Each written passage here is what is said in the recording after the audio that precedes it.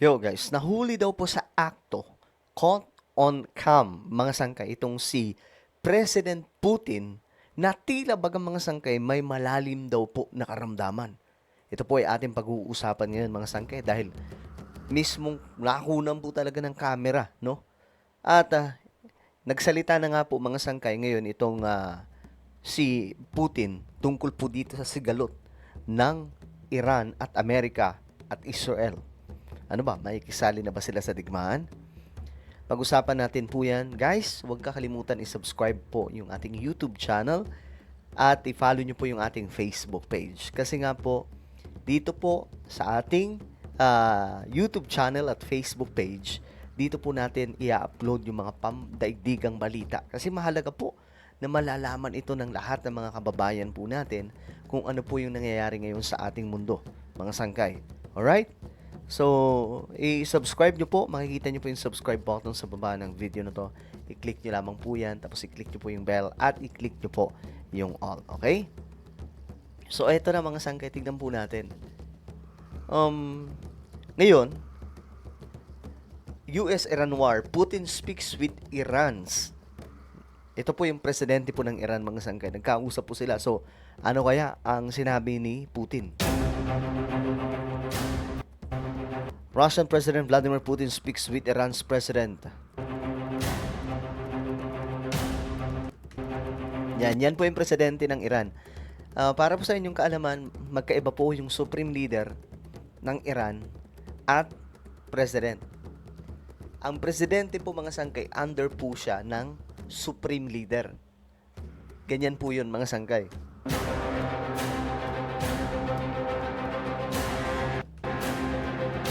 So, ayon dito, si Putin daw po ay nagbigay ng pakikisimpatiya o pakikiramay mga sangkay sa pagpanaw sa pinatumbang leader ng Iran na si Khamenei.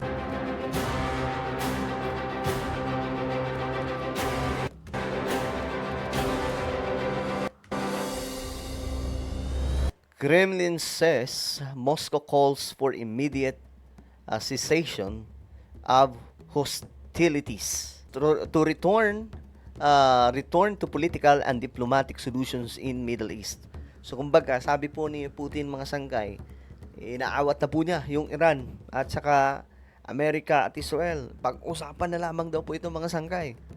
Wag nang patagalin pa, magkaroon na lamang po ng diplomatic solution sa Middle East. Yun daw po yung solusyon, sabi po ni Putin. Okay, so ngayon mga sangkay, may contact pa rin daw po itong si Putin sa mga Iranian leaders. At eto na po ang video ngayon na kumakalat. Ito pong video mga sangkay, ayan po. Marami pong nag-upload na ito ng mga Balitaan International. Ito, Kremlin deletes. Yung gobyerno po ng, government po ng Russia, dinilit daw po itong unedited Putin clip as Iran war rages. Is Russians strongman to may sakit na ba itong si Putin mga sangka. Ito panoorin po natin. Does the terrifying Putin health mystery genuinely suddenly deepen directly after this incredibly massive Kremlin video slip? Right amid the chaotic Iran war, does this deeply unedited Putin clip immediately trigger wild global speculation? Okay. Ito yun mga sangkay. Tingnan po ninyo yung buong video dyan. С праздником, с Международным женским днем.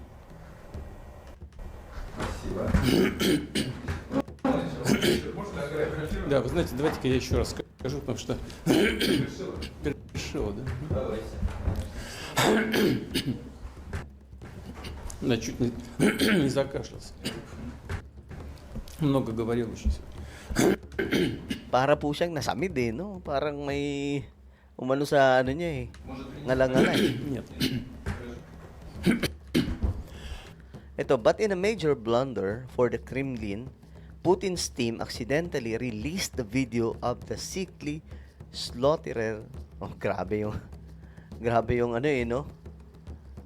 Bansag. So, aksidente daw po na i-release itong video mga sangkay kay Russian President Vladimir Putin.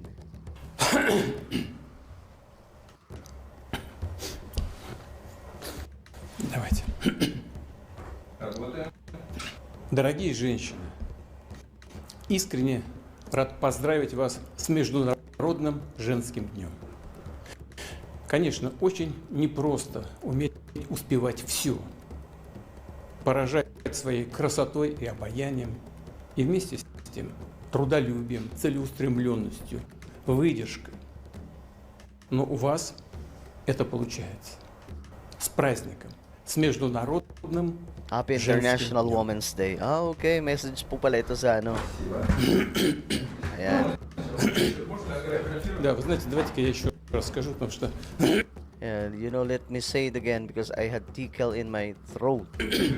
перешел, да? So ngayon, mga sangkay, inisyo po ito ngayon ng international media na may malalang sakit si Putin. Actually, mga sangkay, sobrang tindi na ito ngayong nangyayari kasi marami pong mga binabato itong Western media laban po dito kay Putin. Pero alam nyo, mga sangkay, marami pong inilabas na mga sekreto itong si Putin noon na lumabas po sa Epstein Files. No? Kagaya po ng mga kumakain, itong mga elitista sa Western, kumakain po sila ng kapwa natin, mga sangkay. Ang tindi nun. Bago pa lumabas yung Epstein File, nandun na po, naisiwalat na po yun ni Putin sa isang interview. Umiinom daw po sila ng ano natin, mga sangkay. Alam nyo na yun siguro. Yung dugo. Umiinom sila ng dugo. Ganyan po kalala, mga sangkay. So, itong si Putin, marami po itong alam sa Western. Kaya nga, medyo nakakalito na ngayon. Teka lang, sino ba talaga yung papanigan natin? Kasi itong si Putin, maraming alam tungkol po dito sa mga satanic activities ng Western countries. Kung paano po nila minamanipula yung buong mundo. So, medyo malalim yan, mga sangkay, no?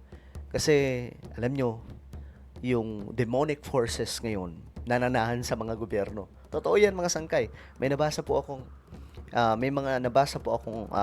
commentary, no, that the devil himself, no, ay may close contact sa mga leaders ng mga bansa. Ganun po kalala ngayon, mga sangkay. Nakakakilabot nga yun eh. Pagka pinag-aralan mo, mga sangkay, yung kung papaano minamanipulate ng mga leader at mga elites, mga billionaires ang buong mundo, kikilabutan ka, mga sangkay. Masasabi mo talagang Diyos na lang ang pag-asa ng ating mundo. So, I know, mga sangkay, sa mga nangyayari ngayon, Putin, isa po yan sa mga strong leader ng ating mundo. Marami po ang nagsasabi na itong taong to, mga sangkay, ay mabuting tao. May mga nagsasabi din na masama siyang tao. Pero, ano man yan, mga sangkay, malalim po na usapin pagdating po sa mga world leaders eh. Pero, we all know kung paano po nilabas ng Epstein Files ang mga kalukuhan ng mga malalaking tao sa West. At itong si Putin ang naglabas din na una, mga sangkay, bago pa po lumabas itong Epstein Files. At alam nyo, kahit po yung Russian Ukraine War, yung Russia and Ukraine War, mga sangkay, manipulated din po yun. Tinulak din daw po ang Russia for war. Matagal na daw po yung CIA, ayon po sa lumalabas na may mga nabasa po tayo, mga sangkay, na report na matagal na daw po minanmanan ng CIA at plinano ang lahat hanggang sa matrigger ang digmaan. At ngayon, mga sangkay, tingnan nyo, ilang taon na po yung digmaan ng Russia at itong Ukraine. Diba? Ang tagal na po. Well, ganyan po nakakalito ngayon ang sitwasyon ng ating mundo. But again, magtiwala tayo sa ating Panginoon. No? Lahat ng bagay, lahat ng nangyayari ngayon sa ating mundo ay base sa mga propesiya na nakasulat sa Biblia. Ano po ang inyong opinion ngayon? Comment down below. God bless everyone. Guys, huwag niyo pong kailimutan na i-subscribe ang ating YouTube channel at i-follow ang ating Facebook page.